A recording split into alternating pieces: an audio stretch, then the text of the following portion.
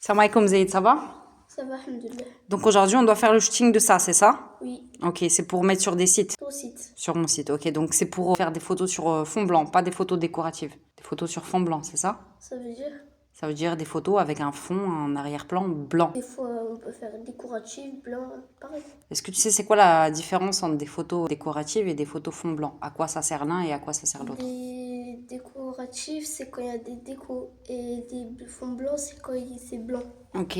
Mais quand, à quel moment on fait des photos fond blanc et à quel moment on fait des photos décoratives? C'est ça ma question. Je sais pas. Quand on fait des photos sur fond blanc, c'est pour mettre sur les sites internet. Ok, donc vraiment sur les marketplaces ou sur nos sites internet, nos boutiques en ligne. Et les photos décoratives, au contraire, ça c'est quand on met l'objet, tu vois, par exemple, on va le mettre dans une salle de bain, si c'est des parfums, on va le mettre sur une table, on va mettre des fleurs à côté, des trucs comme ça. C'est plus pour les réseaux sociaux, par exemple, pour faire de la pub. T'as compris? Ok. Donc tout à l'heure, je t'ai demandé de me ramener un produit de chaque de ce que tu vends, ok? Parce que c'est la première des choses quand on reçoit notre marchandise et qu'on veut faire un shooting photo, on doit sortir un produit de chaque pour faire nos photos. Zaïd, est-ce que tu sais quelles sont les deux choses les plus importantes quand on fait un shooting photo? Non. La première chose, c'est la lumière. La lumière, c'est la chose la Ah oui, plus importante.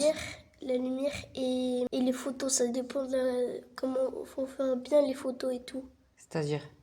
Ça veut dire si tu fais mal les photos et que quelqu'un va acheter et tout, il pourra pas voir et tout, si c'est flou, si c'est truc. Exactement, c'est pour ça que c'est important de faire un bon shooting photo, même sans matériel. Aujourd'hui, le shooting photo, on va le faire avec mon téléphone, ok? Comme ça, on va montrer aux gens comment tu peux faire.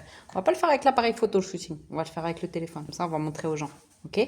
La deuxième chose que je voulais dire qui est très importante, c'est le cadrage, ok?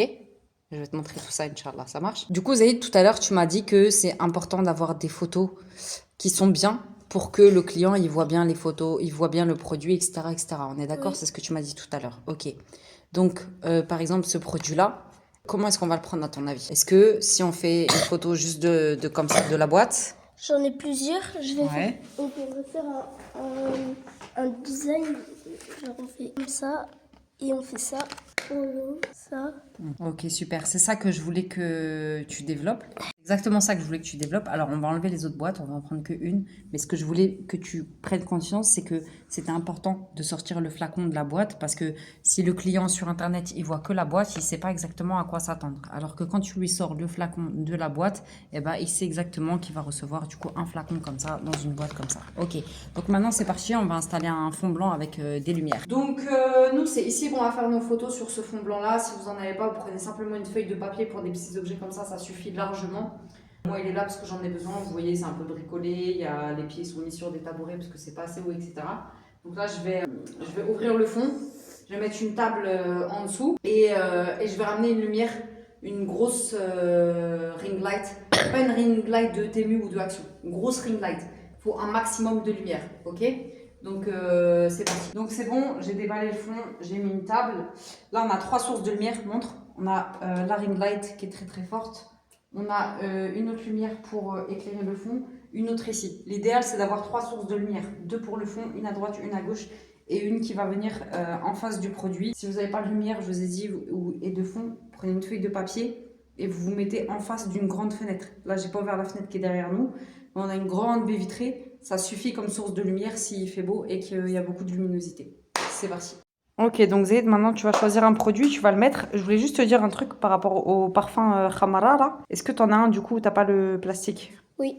Ok, il en faut parce que le plastique ça va faire des reflets, ça va pas être joli. Vas-y, tu choisis un des produits et plutôt un parfum. Prends un parfum pour commencer. Après c'est plus compliqué. Tu choisis un parfum que tu veux faire. Ok, vas-y, positionne-le. Tu le mets bien au milieu. Ouais, rapproche-le un petit peu vers nous. Ok. Ok, donc là, on va faire le shooting avec un téléphone pour que vous voyez qu'on peut avoir des très bons résultats avec un téléphone. Alors déjà, Zayd, tu vas passer en zoom x2 parce que ça va faire il y aura plus de profondeur de champ, ok? Et du coup, l'arrière-plan, il sera un peu plus flou. Tu vas t'approcher du produit, tu vas te mettre à la hauteur du produit et tu vas mettre ton téléphone à l'envers. Le téléphone, tu le mets à l'envers. Voilà, exactement, comme ça. Ok. Attends, du coup, je mets mes mains.